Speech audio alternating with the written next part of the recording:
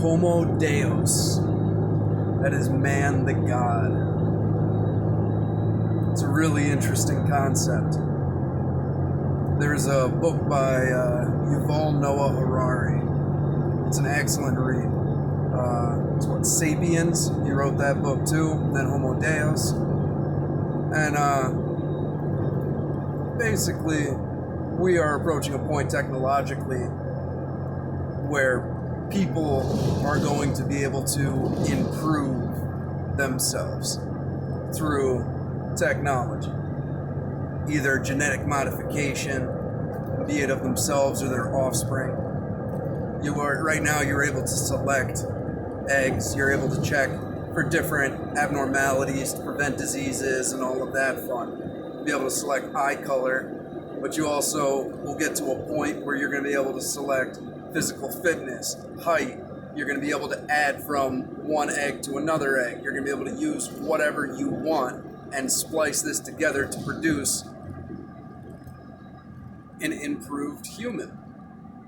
Not to mention technologically, you hear about Neuralink and the different chips that you can put in, or different synthetic drugs. What would stop you if you produced a medicine that radically helps people with Alzheimer's disease? But then you find out that a person with a perfectly functioning memory system gets drastically improved with the application of this drug. Now you have a person with super memory. You mix that in with a chip that uploads them directly with the internet. They can pull resources without a middleman, without a phone. You're able to peruse at your own will.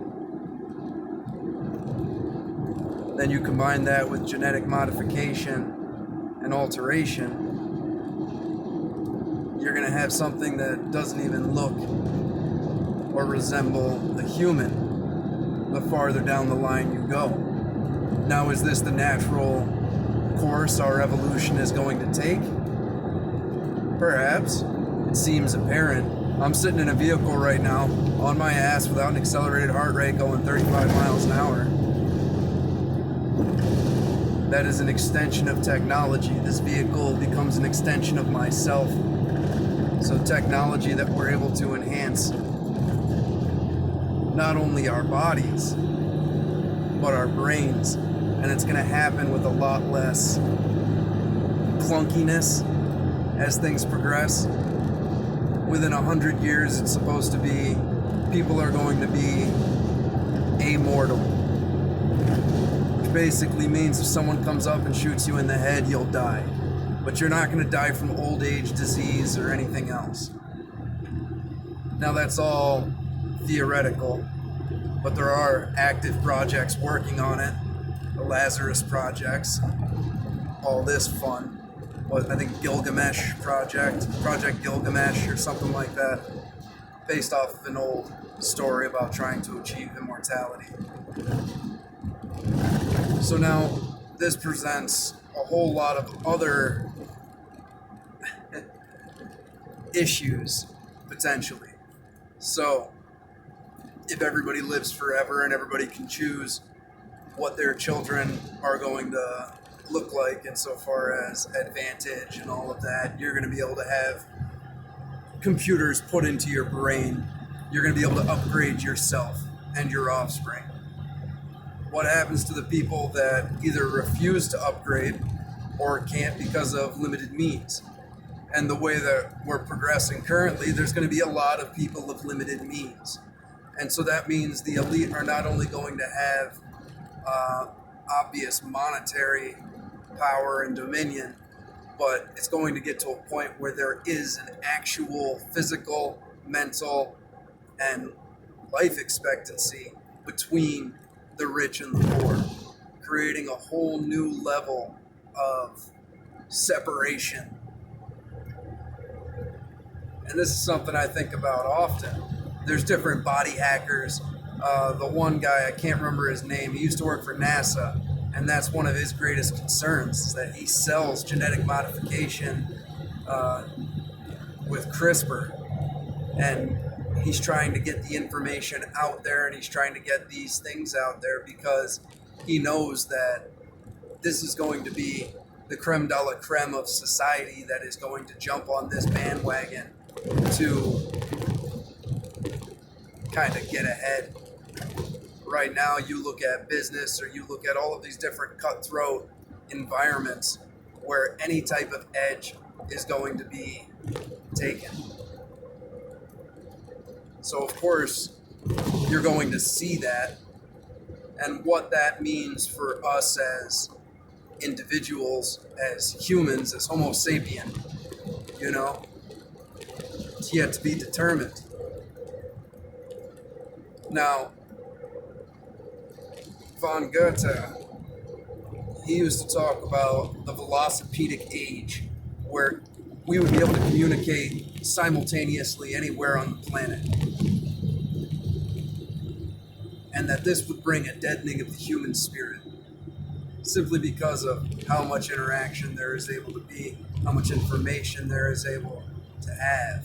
It's going to take away the preciousness of conversation, of communication, of seeing each other, and all of this other fun. Not to mention just the distraction factor. So that's where we currently are. And we see all sorts of depression, anxiety, and all sorts of malcontent people. We're less happy now than we were before, right?